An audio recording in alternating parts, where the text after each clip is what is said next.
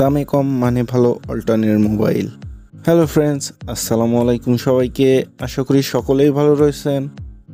2019 এবং 2020 সালে বেশ জনপ্রিয় একটি মোবাইল ছিল ওয়ালটনের RX7 মিনি। কেননা ফোনটি তার বাজেট রেঞ্জে অনেক ভালো কিছু অফার করছিল।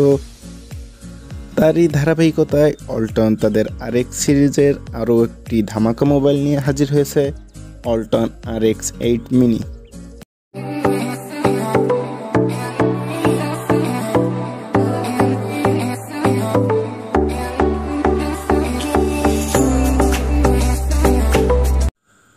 ওয়ালটন RX8 মিনির 4GB 64GB ভেরিয়েন্টের অফিসিয়াল মূল্য রাখা হয়েছে 10,999 টাকা।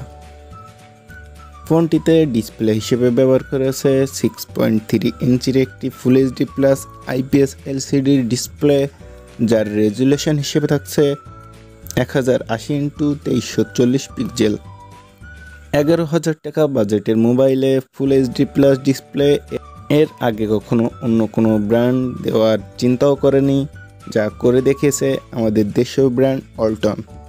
তাছাড়া ডিসপ্লেতে থাকছে কর্নিং গরিলা গ্লাসের প্রোটেকশন, কিন্তু কোন সিরিজের গ্লাস ব্যবহার করা হয়েছে তা উল্লেখ করা হয়নি। ফোনটির ব্যাক সাইডে রয়েছে ট্রিপল রেয়ার ক্যামেরা, সাথে ফিজিক্যাল ফিঙ্গারপ্রিন্ট সেন্সর।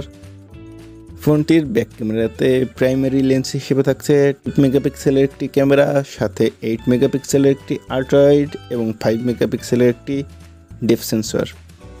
এই বাজেটে এই ক্যামেরা সেটআপটি আমার খুবই ভালো লেগেছে, কেননা এখানে একটি 8 মেগাপিক্সেলের আল্ট্রাওয়াইড ক্যামেরা ব্যবহার করা হয়েছে এবং 5 মেগাপিক্সেলের একটি ডেপথ সেন্সর ব্যবহার করা হয়েছে। এর থেকে অনেক বেশি দামের মোবাইলে আমরা দেখতে পাই 2 মেগাপিক্সেলের ডেপথ সেন্সর ব্যবহার করা হয়। সে তুলনায় ওয়ালটন 5 মেগাপিক্সেলের একটি ডেপথ সেন্সর ব্যবহার করেছে, যা একদমই অসাধারণ। তাছাড়া ফোনটির ফ্রন্ট ক্যামেরা হিসেবে থাকছে 13 মেগাপিক্সেলের একটি ক্যামেরা। ফোনটির ফ্রন্ট এবং ব্যাক ক্যামেরা দিয়ে 1080p 30fps ভিডিও রেকর্ডিং করা যাবে। ফোনটির একটা দিক আমার একটু খারাপ লেগেছে, সেটা হলো ফোনটির ব্যাটারি। ফোনটিতে ব্যাটারি হিসেবে ব্যবহার করা হয়েছে 3600 মিলিঅ্যাম্পের একটি ব্যাটারি, যা এ সময় এসে অনেকটা খারাপ লাগার একটি বিষয়, কেননা সকল মোবাইলে 5000-6000 মিলিঅ্যাম্পের ব্যাটারি ব্যবহার করা হয়, সেখানে দেওয়া হয়েছে 3600 মিলিঅ্যাম্পের ব্যাটারি। তাছাড়া ফোনটিতে ফাস্ট চার্জার সাপোর্ট করে 18 ওয়াটের এবং ফোনটির বক্সে দেওয়া হয়েছে 15 ওয়াটের একটি চার্জার, যা দিয়ে ফোনটিকে ফুল চার্জ করতে প্রায় 2 ঘন্টা সময় লেগে যাবে। পোর্ট হিসেবে থাকছে USB Type-C পোর্ট। ফোনটির ওয়েট 178 গ্রাম, থিকনেস 8.3 মিলিমিটার। তাছাড়া ফোনটিতে ব্যবহার করা হয়েছে হাইব্রিড সিম কার্ড স্লট, যেখানে 2টি সিম বা একটি সিম একটি মেমোরি কার্ড একসাথে ব্যবহার করা যাবে 256 GB পর্যন্ত। এবার কথা বলা যাক ফোনটির প্রসেসর নিয়ে।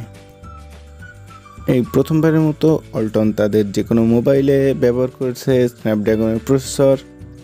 ফোনটিতে চিপসেট হিসেবে থাকছে স্ন্যাপড্রাগন 660, যা একটি 12 ন্যানোমিটার আর্কিটেকচারের উপর তৈরি করা চিপসেট, যার CPU 2.2 GHz এবং GPU Adreno 512।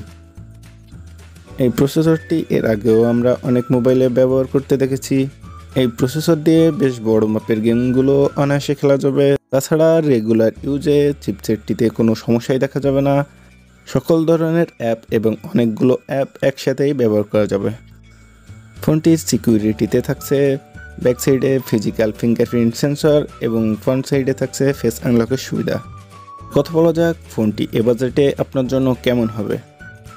ফোনটি এ বাজেটে আপনাদের জন্য চোখ বন্ধ করেই রিকমেন্ড করা যায়, কেননা 11,000 টাকা বাজেটের একটি ফোনে ফুল এইচডি প্লাস ডিসপ্লে, সাথে বেশ ভালো মাপের ক্যামেরা সেটআপ, সাথে স্ন্যাপড্রাগনের প্রসেসর, এক কথায় অসাধারণ একটি প্যাকেজ। শুধুমাত্র ফোনটির ব্যাটারি যা আমাকে হতাশ করেছে। তাছাড়া ফোনটি ওভারঅল সব দিক দিয়ে একটি বেস্ট ফোন হতে চলেছে এই বাজেটে। আপনারা চোখ বন্ধ করে ফোনটি নিতে পারেন।